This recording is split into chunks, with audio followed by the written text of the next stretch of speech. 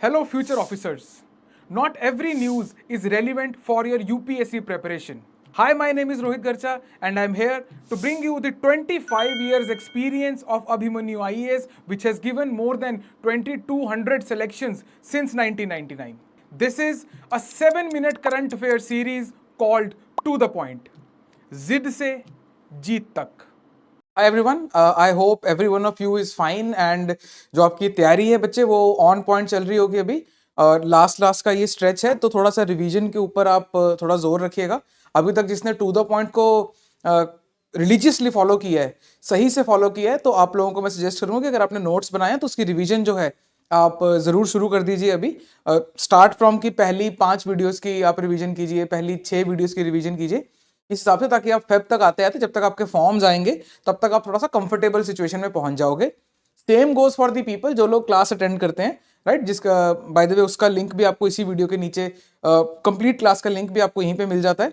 जो लोग उसको फॉलो करते हैं वहां पे उन लोगों को पता ही होगा कि हमने क्लास के अंदर एक रिवीजन शेड्यूल ऑलरेडी बना लिया है, जिसके अंदर हम हर वीक पहले 5 डॉक्यूमेंट्स जो हैं वो रिवाइज करने वाले हैं. करंटली जो लगभग हमारे 22 डॉक्यूमेंट्स जो हैं वो रिलीज हो चुके हैं.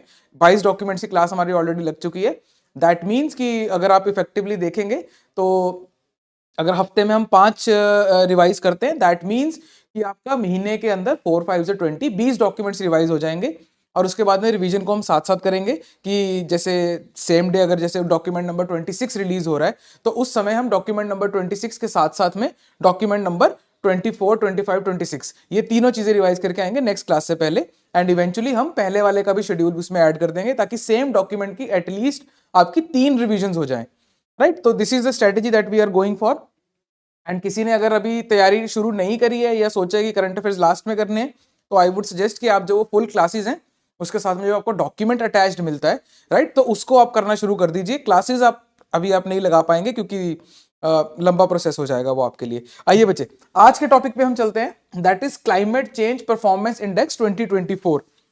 ये एक एनुअल इंडेक्स है बच्चे, और अभी आपको पता है कि COP28 होके हटा है बहुत रिसेंटली.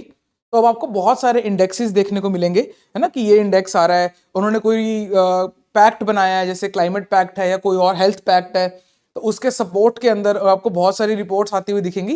वैसे ही जो जो रिपोर्ट्स इंपॉर्टेंट है कि जहां पे इंडिया ने बहुत अच्छा परफॉर्म किया है या इंडिया ने बहुत खराब परफॉर्म किया है या फिर इंडिया ने एब्सटेन किया है कि हमने ये पैक्ट साइन नहीं कर रहा और उससे रिलेटेड कोई रिपोर्ट आई है, तो वो सारी रिपोर्ट्स आपको मैं टू द पॉइंट के अंदर यहाँ पे आपके लिए लेके आ रहा हूँ.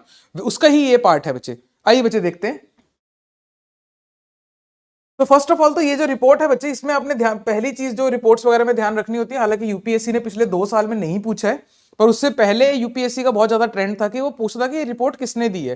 तो we can not ignore it. UPSC किसी भी वक्त अपने उसी आई पे वापस आ सकता है, उसी चलन पे वापस आ सकता है. तो दैट्स वाई हमारे लिए किसी भी रिपोर्ट से पहले उसका जानना जरूरी है कि किसने वो रिपोर्ट पब्लिश करी है. तो that is the German watch new climate institute and climate action network, और ये एनुअली पब्लिश होती है सिंस 2005.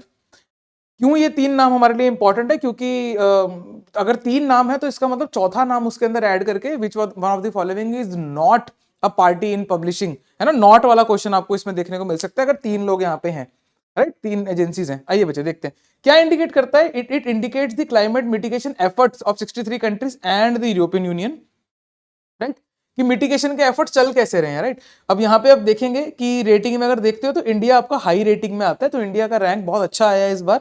और अगर आप लो रेटिंग में देखते हो तो चाइना लो रेटिंग में, और वेरी वेरी लो रेटिंग के अंदर आपको ये वाली कंट्रीज दिखेंगी जिनको हम डेवलप्ड नेशंस भी कह सकते हैं.